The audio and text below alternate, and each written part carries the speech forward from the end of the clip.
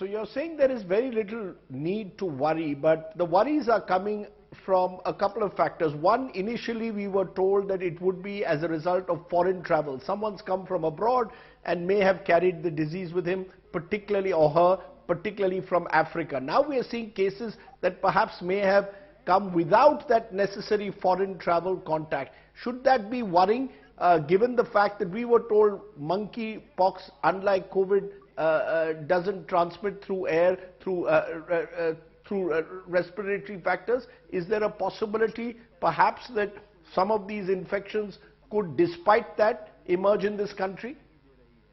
Well, it's not true that it doesn't transmit through the respiratory route. It does, but it requires very close contact with the person who is infected, who generally has respiratory symptoms, and you are very, very close in conversation without a mask with that person, and then you might acquire monkeypox infection.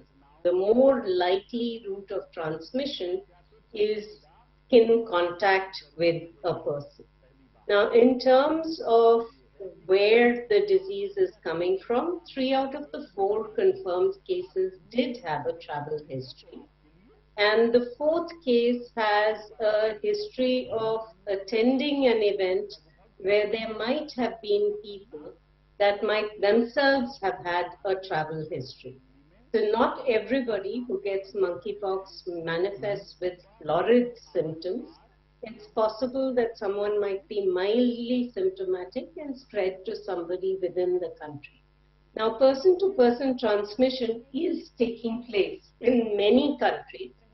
And the case that we have in Delhi is the first example of a case without travel history in India.